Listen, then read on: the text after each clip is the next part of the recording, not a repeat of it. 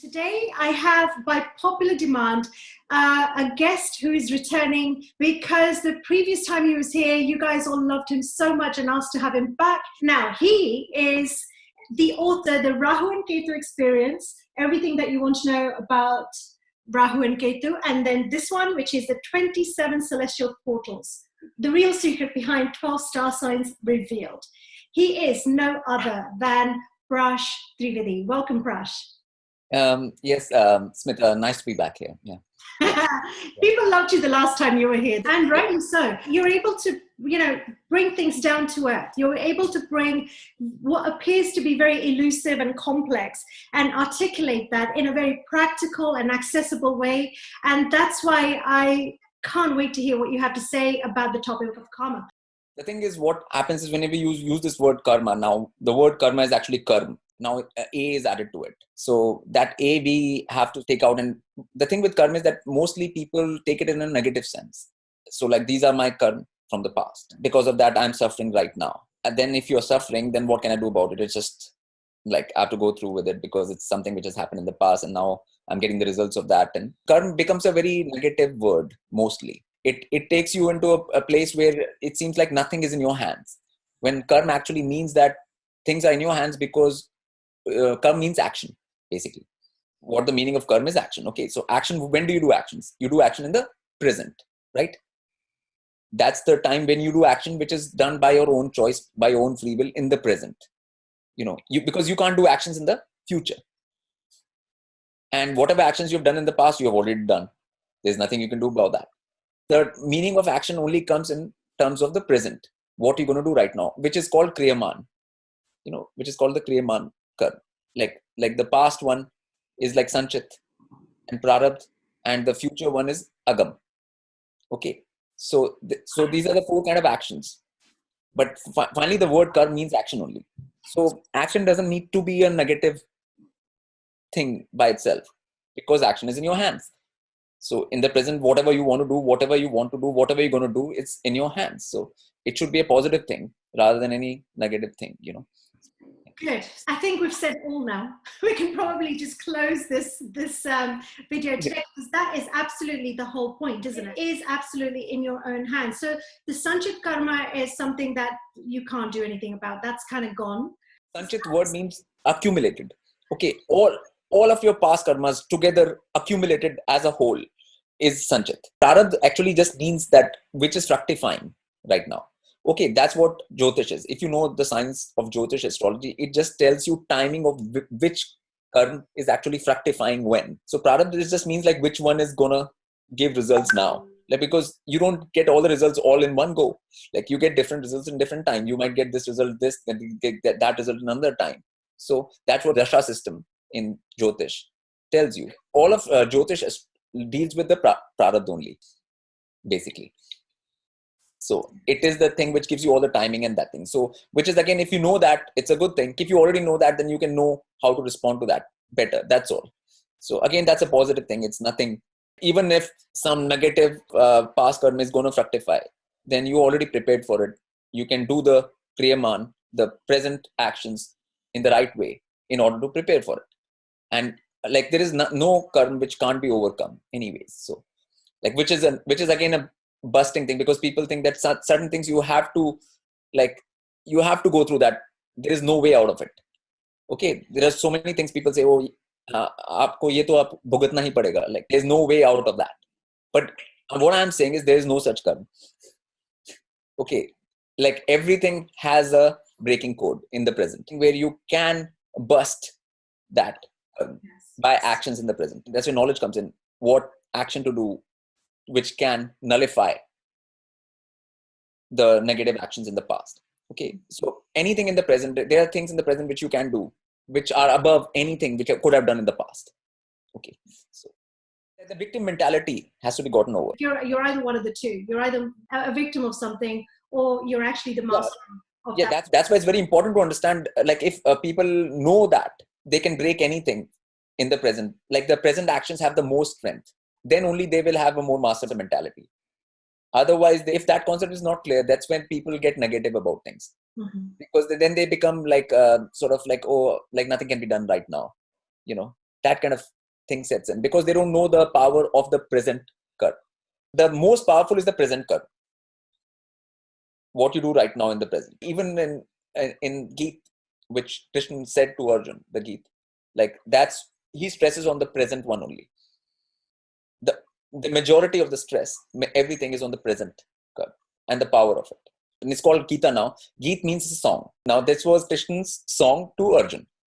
Okay, that is one song. I mean, before many rishis have made different songs. Different beings have made different songs. They have said different things. Okay.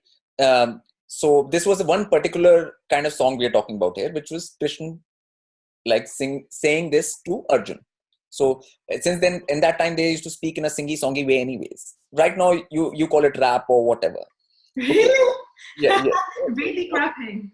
Yeah. Okay. Because in Sanskrit also, like every shlok is like it's singy-songy. Like, like it has a yada yada dharmasya glanar bhavati bharata abhyutanam adharmasya tadatmanam srijamyaham. Yeah, it has got a pulse and a beat.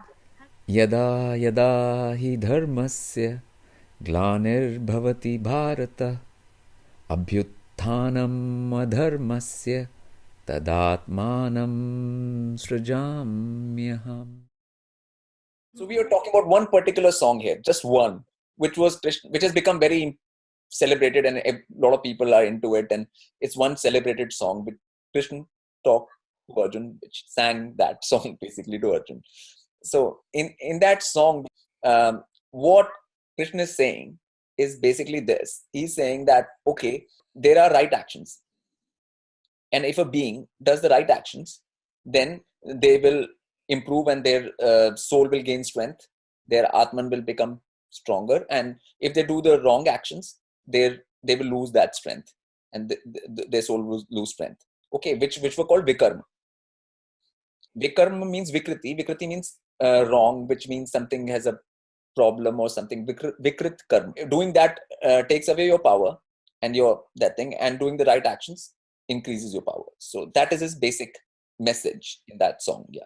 So we'll call it a song. Like, I think a song is a good term. If the people understand it as a song, clear it up for them. Like song, like it's a song. Like that's what it is. I mean, it's Bhagavad song, the song of divine. Bhagavad means from the Bhagwan, which is divine itself. Mm-hmm. It's the song of divine. Mm-hmm. That's all it is. Mm-hmm. Yeah. So seeing it in terms of that. So that is the message of that song, basically. Like in terms of how one increases one's self, like that thing, and how one decreases it. And in that, like we can come into the things of dharma, arth, kam, moksha, like those four. What is the right action, for example? That's where the term dharma comes into play. Dharma is basically about very simple thing. What is the right thing to do? In a simple way, it's like in any situation, in any time, what is the correct, right thing to do? The definition of that. Even that, Krishna makes it very simple. Right thing to do is always is there's a being which is higher than you in front of you. Okay. And if they tell you to do something, okay, that is the right thing to do. Not what is coming into your own head. Okay. It is a being who knows more than you. If they say something, that is the right thing to do. Like, so if there is a rishi there who is very knowledgeable, and they know more about the multiverse than you do, and if they tell you to do something, that is the right thing to do. And I'll give you another example. Like if a Krishna is there and a rishi is there, and you are there are three beings. You are there, there's a rishi there, and there's Krishna there. So your mind is telling you something, what to do. Then the rishi is telling you something, what to do. And then Krishna is telling you something what to do. In that case, the dharma is to listen to Krishna, not to the rishi or not to yourself. So Krishna makes it very clear what dharma means. You always listen to the highest. That applies to every being in any condition, whatever they are surrounded by, whatever the highest they can find, in whatever circumstance surrounding they might be in. That following that is the dharma. So that he makes very clear in that, like that is the definition. Because if you try to make a definition of dharma which is like based on morality or anything, those things will not apply, all the time. Like by morality, it's not good to harm anyone, not to cause bodily harm to any person. Okay. But in that song, Krishna is urging Arjun to do bodily harm to other beings. So now there is that thing, conflict there. Like, how is that the right thing to do? And that's what Arjun was saying first. He doesn't think it's the right thing for him to be inflicting any kind of bodily harm to his relatives. That's what he's saying, basically, Arjun. Yeah. So according to his own morality, own moral compass, he doesn't think it's the right thing to do. But Krishna tells him, like, this is the need of the hour, and I'm telling you this is the right thing to do. So that's why it's the right thing to do. But you can't understand the need of the hour. You don't have the whole that thing in to understand what is required right now in this situation. The thing dharma cannot be decided by any moral compass, which exists within any being. And if they use that, then they will get themselves into trouble with the divine will and the higher forces. So that is a very important message in that song. The thing is, there are always beings which are more in touch with divine will than other beings. That's a factual reality at all points of times in the multiverse. So, like, if you come across a rishi, okay, then that being will always be more in tune with that than you are. Any particular point of time, they are more a representation of that Atman than your own mental thoughts about anything, or your particular perceptions or anything. Like, all beings have the same equal, perfect perception all the time about the multiverse, which is not the case. Like, even Arjun, who was quite an evolved being, still did not have a perfect perception about the situation. I mean, right now people are have even lesser perception than all the characters which are being dealt with within Mahabharata. Okay. Yeah. So perception is not even to that level. Okay. What I'm saying is, like, there is always different varying levels of perception which different beings have, depending on how much they have gotten in touch with and when you talk about Atman means one's uncorrupted self inside. Okay. Exactly. Yeah, but there is a thing called Paramatma. Param means like supreme. Supreme. Which is like, when Krishna is talking from that supreme Atman point of view. Yeah. Not even an Atman point of view. Okay. Mm-hmm. Yeah, it's like a Paramatma point of view, not a Atma point of view. Like, Jivatmas have limited perception still. Even if they get absolutely to their Atman core self, they'll still have limited perception. It will not be perfect, complete, multiversal perception as a whole. Okay. So when Krishna is saying this song is coming from the Paramatman level, not Atman level. Okay. Arjun is more at the Atman level. Okay. So. Right. So that's interesting. Isn't the Atman the bridge to Paramatman then? That's why this conversation is even happening. That's why this song is even happening. I mean, otherwise Krishna will not bother to sing this song to Arjun. Arjun has already woken up to the Atman stage already. Mm-hmm. And then Krishna is telling him, or giving this song to him, because he's ready to hear it. I mean, you will not sing a song to someone if that audience is not ready to hear you. There's no point. Mm-hmm.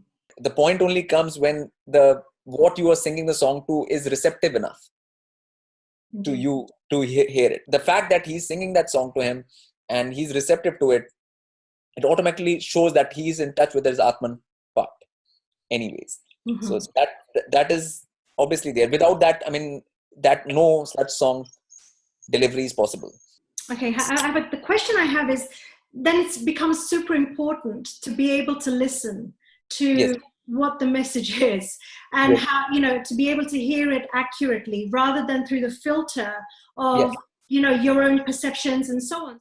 For example, like, then dharma always was that whenever you come across something higher than yourself, you immediately praise and bow.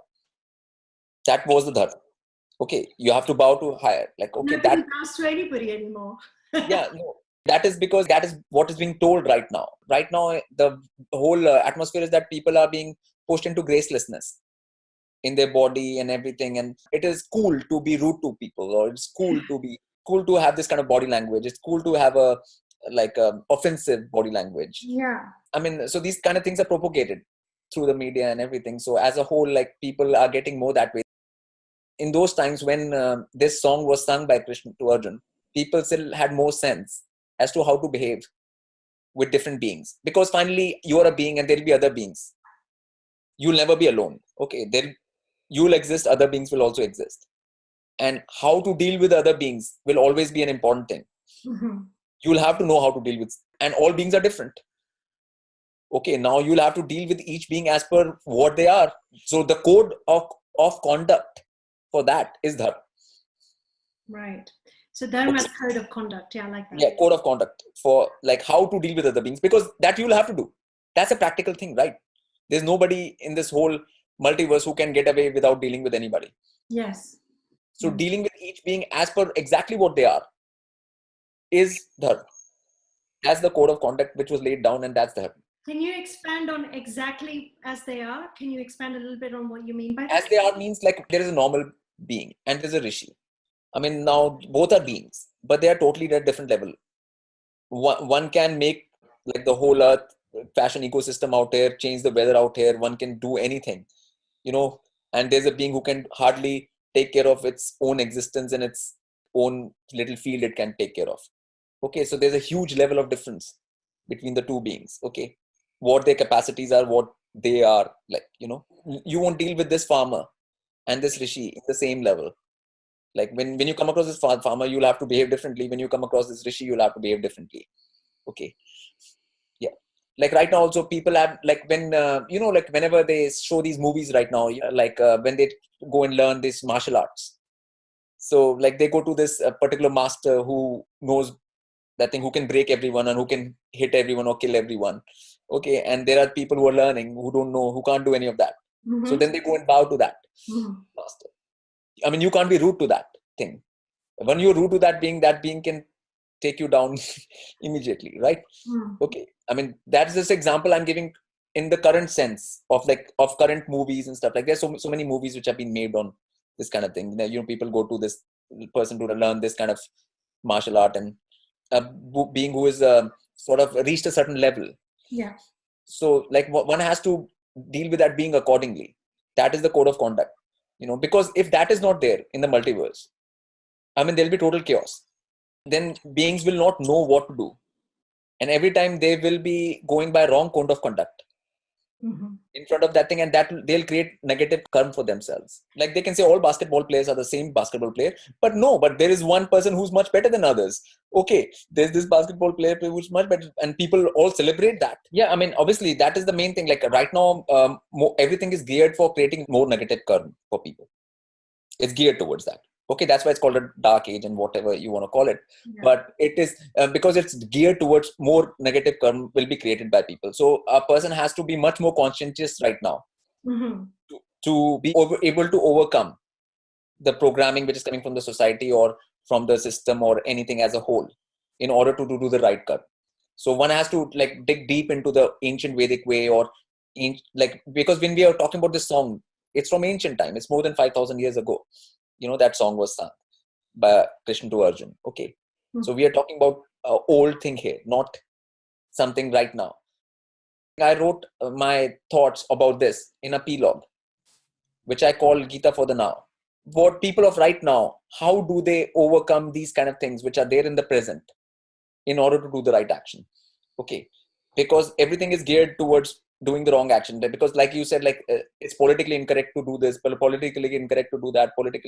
What is politically correct is to do the wrong action, basically. Okay. So I mean, so then if that is the politically correct thing, then people trying to do that just in order to gain something in society or gain status or anything, which might not be the right action, but it gives you things in this world. Right now, people do bow down to things, but people bow down to people like celebrities, like actors, actresses, things like that, which is nothing to do with those people are not, they're just acting. They are not those things for real. They're not real. It's just acting. Yeah, they're acting. They're not beating up 30, 40 people by themselves. They're not doing any of those things for real. Like, okay, they're not going through a roof or a wall or any of these things. These people are just acting. Okay, but people worship that now. Okay, then they're called celebrities, quote unquote celebrities. Okay, so people are always gonna bow to something. Point is, what? I mean, is that gonna be for real or is not gonna be for real? That creates a bad karma because that thing is not doing anything.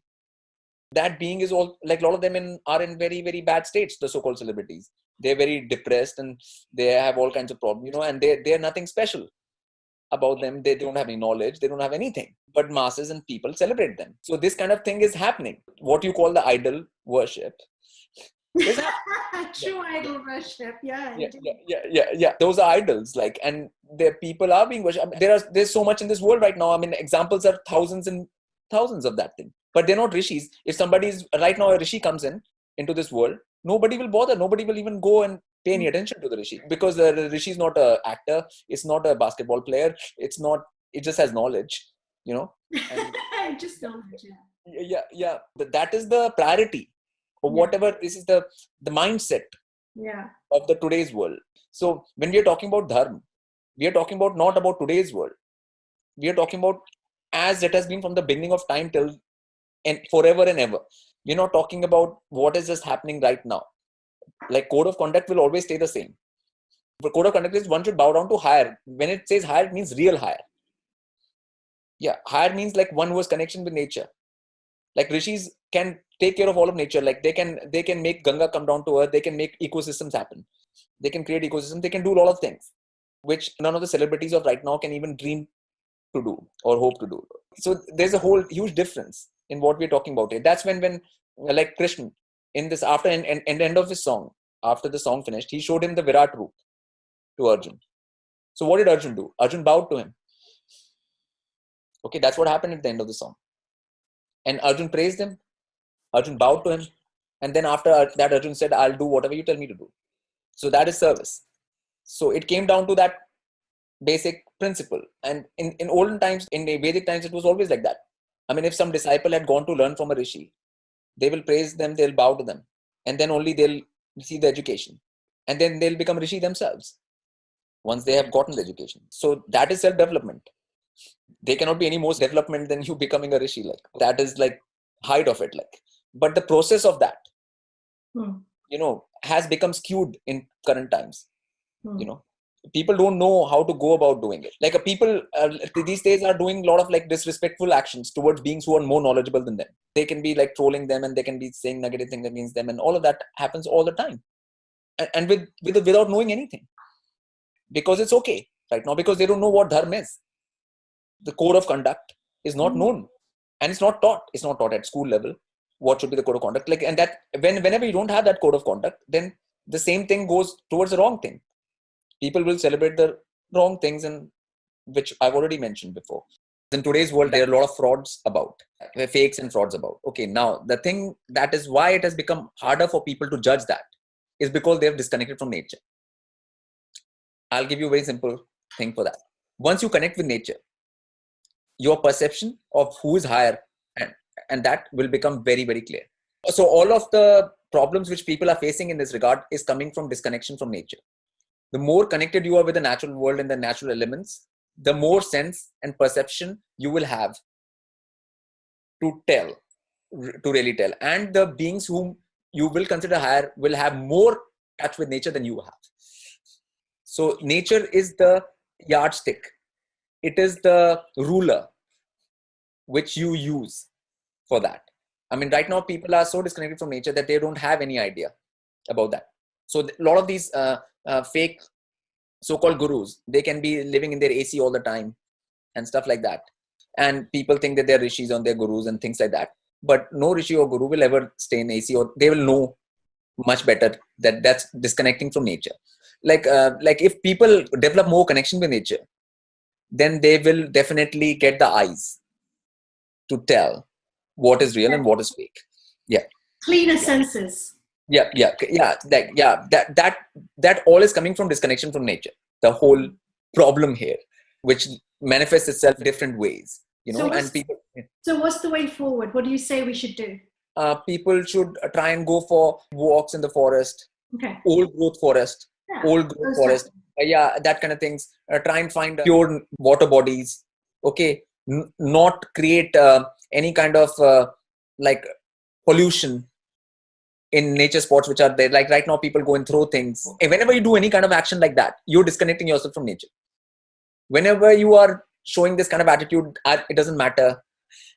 I'm just going to throw this here.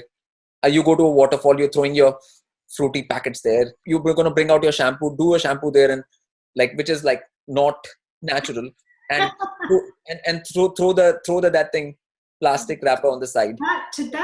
That's Yeah. serious, deep disconnection. That would be. It is deep disconnection, and yeah, you're not holding it as sacred in any way, shape, or form.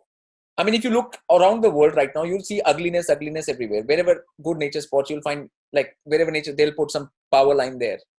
They'll put some, like, a very nice natural view will be there, very good. They'll just put a power line right in front of that. Okay. But when you don't need to put that power line there, you can actually put that power line on the ground. I mean, you don't have to uglify things. Exactly. Okay. Yeah. For the hell of it. Like, and if you are doing it that means you are showing a disconnect from nature. Okay. Now that will be a bad action anyways, what you will call a bad karma. Earth is your mother, like, and you are disrespecting, dishonoring that way, which is your nature. Now, that's why people don't have good air to breathe right now. They don't have good water to drink. You have to find out which is the better water. People are trying to search with the Avian is better, or this one is better, or this one is better, or what is going on. Bottles, yeah. Yeah, in plastic, and you're still trying to figure out which water is better. Like, they're saying there's pure water, but people find out, go to the lab and test it and find it's not pure, and it's got this and it's got that. Earlier, like, everybody had pure water and better water. Like, groundwater, which is taken out from the ground, is always pure. Used to be pure, like from 50 feet to 20 feet or 40 feet, So, I mean, like anything, like right now, like when you get connect mode, you'll know what water is like. You'll know that all water is not the same. That there is charged water and there is not so charged water, and you get a sense of these things the more you connect with these things. Indeed, yeah. Like, so then just the way you can tell the difference between different waters, you can tell the difference between different beings, what level they are at. It's the same principle which takes you, your senses get more and more refined. So in terms of artha and karma, can you say something about that? Okay, we have already gotten into that when we were talking about this, because earth means just practicality. Earth actually means practical. Like, what is practical means, like, what you're going to eat. What is so you can eat a lot of things to survive, right? So what kind of quality of food are you going to have? It's not necessarily to do with money. For example, there are a lot of tribes in the world who don't deal with money, but they also survive. What do? They go to that thing, they'll collect the berries. They'll do the things, whatever they have to do to survive, eat. Earth means surviving, like keeping your physical body going. Keeping, and in a way which is better for yourself. So right now it has become associated with the term money. Or material, and then physically material. Material is, everything is material. Like, if somebody, like in tribes, they have a lot of jewelry and stuff. Tribes, they have silver jewelry, they have amethyst things, they have got stones. I mean, those things are everywhere. All matter comes from earth. But what actually it is practicality. That you're being practical. Like, if you don't eat the right food, you'll get sick, right? So that's being impractical, right? Yeah. Like your earth, you don't know how to do something properly. Okay. Even if a potter is making a pot with his hand from mud, that it is fashioning earth. Okay. So when it knows how to do that, then it is being practical and it can make that pot. So earth is all of those things, basically. The practical nature of it, which comes in the same way, like when you are going out there to nature spot and you're not throwing things, you are being respectful, you're doing the dharma and earth both. And then you're doing the karma as well, that you're not spoiling anything or any of that. You're being practical. You're going by the code of conduct. The Sanskrit word kam means desire. Desire, you can call it wanting, like whatever a being's desire is. Desire, which is sort of a goal-centric thing. Desire always is looking for a goal. Like, I have this goal, I want to get there, so actions are done as per one's goal. And whatever beings think their goal is, they'll only do actions accordingly. Like, for example, if somebody wants to become a doctor of sorts, then they'll join an Ayurvedic thing or whatever institute or whatever, and they'll try to do that. So what calm is actually sets what actions you want to do. Like, if somebody has a desire that, okay, I want to raise higher, I want to raise myself higher, I want to make myself that better, then they'll do a certain kind of actions. Okay, for doing that. Like, so calm basically sets where a being will get to, because that's what your desire is. So you will do the actions, whatever are necessary to get to that desire of yours, basically. It's since a lot of beings don't have any knowledge as to how to get there, it might take them a lot of times and a lot of tries, because they'll do something but they will not give them what they want. Okay, then they'll try something else. They'll try something else. Then they'll try something else. They'll keep on trying different things until they get what they're. Once they get what they want, then a new desire will be created, because that they have achieved that, whatever they wanted to achieve. Then they'll think of something else. A new desire will be born. And so the entrapment. Yeah. So once you achieve that desire, then you move on to the next one. The moment you achieve that, because then that's done. So calm is the thing. Like now, moksha, that thing that's why I wanted to bring it, because moksha is also a desire. It's also a desire, yes. Yeah, it's a calm of like, I want to get out of the cycle of birth and death. Yes. Okay, so that is I want to. Okay, so that means that's my ichha, this is my calm. People have to think about in that is that they have to really look into their calm aspect. They have to really look into, do I really want that? Whenever they're wanting something, they have to look into all of its aspects. They have to be very careful. They shouldn't be quick in like formulating the calm part. It should be given a lot of attention and a lot of like thought and a lot of focus and a lot of clarity has to be achieved about what you want to achieve and what you want to do before you set out to do it. Right. You know, it should not be a whimsical thing. Right now, calm is a very whimsical thing. It's like, oh, I want a chocolate like a kid, and then you go to the shop and you buy one, like, and you get it. Okay, it's like that. Okay, and then you get the chocolate. Like, okay, so it's at that level right now. The calm, you know, it's like whimsical. Anything can happen anytime, and any kind of impulse can come into the mind anytime, and you are just trying to fulfill that in that moment. What is called instantaneous gratification these days. I mean, then your focus is not long term, or for anything which lasts, or anything which is actually better for you. You know, in that, like people are not thinking whether that will be good for them if they eat the chocolate, or what is it going to do to their teeth, or what is it going to do to their stomach, or that's not the concern, because there's no concern for consequences in that sense. Okay, and that's where the sense comes into it. Like if your dharma and artha are more proper, if you are a code of conduct kind of being and who is practical, earth, then only you can do the calm. That's why calm comes afterwards. Okay, but once those things are established, then only you know what to desire and what to want properly, which will be better for you, your being. Yeah. Which will be uplifting for your being. That's why calm is not it's the third. It's not the first or the second. Yeah, those things come before. Yeah, that's why the order is there like that. Dharma, calm, moksha. Like, you know, the calm is third, because you need that grounding and that whole sense of like etiquette, ethics, conduct, code of conduct, and then practicality. And there's so many instances when people like think they want that. Once they get it, they are like, oh no, I mean this is not what I wanted. Or even worse, you know, damaging to the system. Damaging, yeah, that's what the word is. I mean but that's what happens, because that's why the dharma has to be established first, that code of conduct thing, and that earth practicality has to be done first. Arjun was saying that he doesn't desire the kingdom. He's not going to the calm. Like he doesn't desire the kingdom. He doesn't that thing. He doesn't care for it. So that's why Krishna brought him back to the dharma thing. It's your duty to do that. Yeah, it's not like you are doing this for the kingdom, or you're doing that to get something. It's your duty to do that. It's your dharma to do that. Because I'm telling you, this is what the need of the situation is, and you have to do this.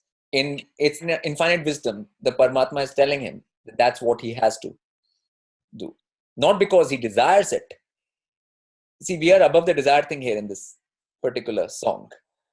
You know, because Arjun has already showed that he doesn't have a desire to get the kingdom or fight for it or any of these things. You know, so it boils down to dharma again. Like first for him. Yeah. Because that he can't counter that. The thing with dharma is that these dharma things, the code of conduct is same for all beings. It doesn't change from being to being. Right. You know, Like, I mean, right now, if Indra, who is in heaven, and he's the king of heaven, he still has to, if Rishi comes, he still has to bow down to, even though he's the king of heaven. So, like, beings which are on any level, whether they're on earth or whether they're on any level right now, the code of conduct remains the same for everybody. It doesn't change from individual to individual. Even though they might have different instincts, they might have a different way of doing something. Just the same way, like, if you give a task to 20 people, all people will do it differently. But if the task gets done in those 20 different ways, it still gets done. Like, even dharma, like, a being will apply as per their own way. Nobody will do anything the same, exactly the same as the other in anything. Like, just like no potter will make the same kind of pot from the same mud. Like, there are 10 potters, they'll make 10 different kind of pots. Right. Okay, but the point is, those pots are usable. You can fill water in them and you can do that thing. They all work. Okay, so that's where the differentiation between beings comes into play. But the point is, everybody can do dharma and earth in their own way, the way they have been designed and way they past karmas are, and whatever is their personality right now. There is no restriction like that this kind of being can't do this, or like, if you are like that, or if you have gotten this kind of tendencies, now you can't do that. No, there's no such thing. Yeah, that's what they even show. Like, a being might be raised in any kind of way, but once they go towards Karate Kid and stuff, an American kind of movie, when they go towards the master, then they have to learn how to behave, no matter what they're coming from. Change happens. Like, all beings can change and follow the dharma. It's not like, this doesn't suit me, or this doesn't work with me, or anything like that. Those pure principles of the multiverse work with every being, no matter what state they are in, or how they are. What exactly is moksha? In this earth plane, we are on earth right now. So the word moksha, in terms of where we are right now, means freedom from cycle of this physical existence, like physical birth and death cycle. That's all it means. It means nothing else. So, like, if you go to heaven, for example, okay, you're not on earth anymore. So you are going to heaven and you're having fun there. And you don't have to take a birth again, unless you want it.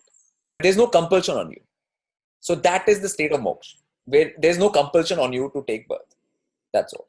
It's in your choice, where things are in your hands. Basically, your destiny is in your own hands. Basically, that's what it means.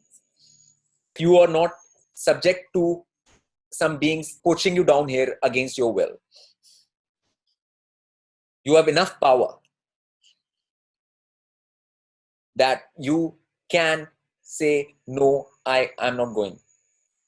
For that, you need to have the ability to stay in the higher planes. You have to have the behavior.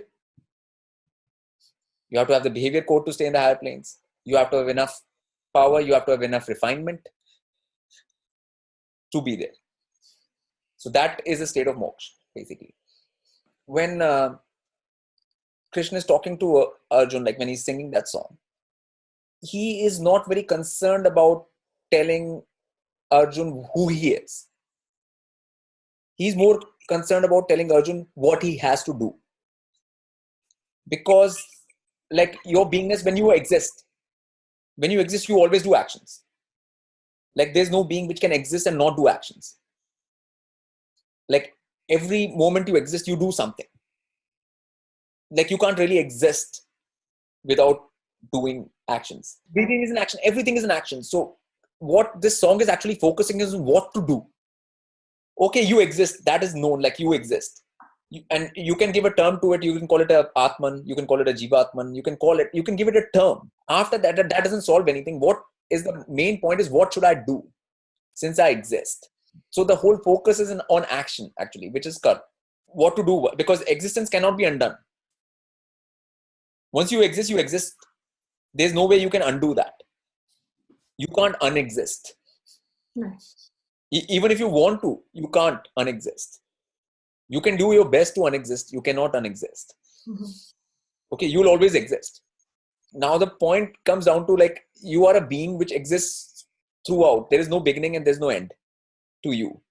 Okay, now what you gonna do? So the focus is not so much on that you are. The focus is much more on what are you gonna do? And that's what he says. You have to do this fight. You have to fight these people. You have to do this. You have to do what I'm telling you to do. Even though it is not to your taste, even you don't want to do it. Yes. Yeah. Like there's one particular shlok from that song, which I find it sort of sums it up more, which is like karmanye vadikaraste, ma phaleshu kadachan, ma karmful hetubhu, te sangots karmani. कर्मण्येवाधिकारस्ते मा फलेषु कदाचन मा कर्मफल हेतुभूर्मा ते संगोस्त्व कर्मणि. So this actually, what it means is that one should concentrate on action, but not its result, which is a very simple thing to say, but it's hard thing to do. One has to act, but one should not worry about what fruits I'm going to get of it. Like Nishkam Karma. Like you shouldn't like, I mean, calm is there. It's not nishkam exactly. There is a desire which has propelled the action, but you don't worry about the fruits when you're doing the action. Yeah, you do it to the best of your ability and do it properly, and not to become a being which doesn't want to do any actions. There are a lot of beings right now who don't want to do actions at all. Either people do actions for getting something or gaining something, or people just don't want to do anything. There are these two states people swivel between. Okay. So the main thing is to do actions but not be concerned about the fruits of them.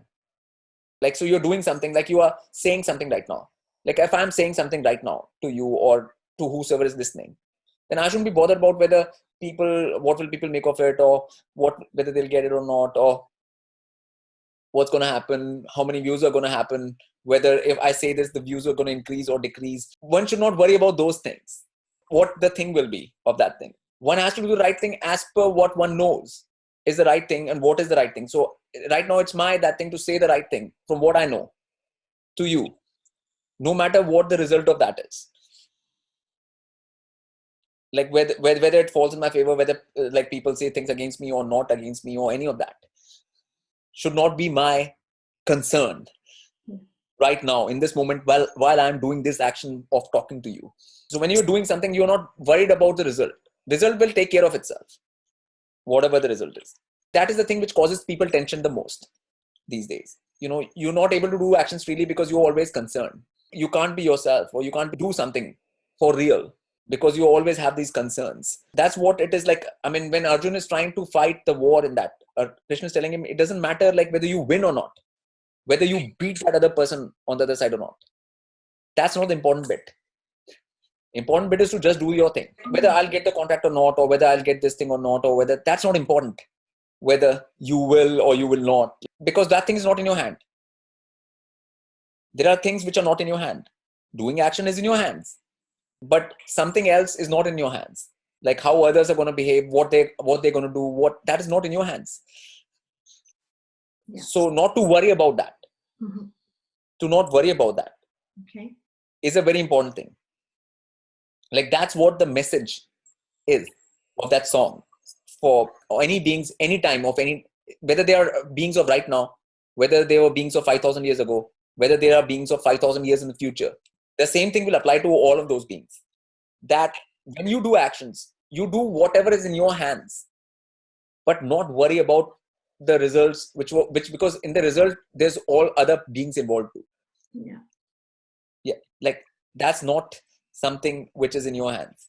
Okay. So not to bother about that. Like the more you are like that, mm-hmm. and more you're having the dharma and earth things, practicality mixed with code of conduct, right? Then there is like you always rise higher as a being anyways. You might not get something out here or not. That does not matter. Like right now, there's certain other beings. People say, oh, that person doesn't do anything, but they get all these things. I'm doing so much, but I'm not getting. You will not suffer from all these like envy and jealousy or different kind of negative things, states, which come in the way of people progressing in any field. No, this is the main thing. This is the gist. This is the absolute gist of that song, basically. What I would consider the absolute gist, which people find the hardest to do. We have already discussed, there's not much sense of dharma right now in this world anyways. And practicality, earth also. Calm people are having a lot of their desires and they're running after them here and there, like without having the first two established. We have already established all of that. Our beings right now, if they establish a dharma and earth thing and then do actions, without any attachment to the results or just thinking about the results while they are doing it. So that'll be the better action. Like, and I mean, that is a leader to me. If a person is able to do that, like without any that thing. So, I mean, any being, if they're able to do that. Like, one tenet of the Gita, would you say is an absolute must for everybody? Like non-negotiable? Absolutely non-negotiable? or non-negotiable is that every being has to follow multiversal laws. Okay, nobody is different in that. There is one thing which makes everybody the same. Okay, that everybody is subject to multiversal laws. And those laws have to do with the code of conduct. Okay, which I said, like, and they apply to everybody. It doesn't matter who you are, who you might think you are. Like, you can think I'm different. No, this doesn't apply to me because I'm different. Laws are like, for example, if any being goes against the higher or disrespects the thing, they will face a consequence of that. That's as per the multiversal law. Like right now, if a rishi is there right now in any forest, you can go disrespect them. Okay, you will not get any jail for it. You will not get any consequence right now here. There'll be nothing which will happen to you right now by the rules of this government or the country or anything like that. There's no law here which will do anything to you. But there's a multiversal law which will do something to you. There'll be effects which you'll face in all of your future. Once you do that, you'll create a huge big negative karma for yourself just there and then, which will not give you anything right now. Like you will think that you've gotten away scot-free. There's nothing, you're not broken any of the rules of the country or the state you're living in or wherever you're living in. But just like right now, for example, people in England drive on the left, right? That's the law of England, right? Like people in Germany will be driving on the right. That's the law there.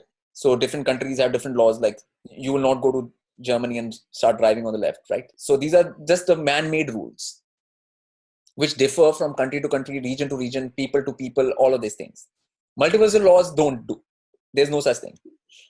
They apply the same to all beings in all situations, no matter where they are. It just doesn't matter. All by boundaries of like countries, that things, nothing matters. Multiversal laws are like, for example, if you disrespect nature, you will lose your senses. That's a multiversal law. And you will, and any being will.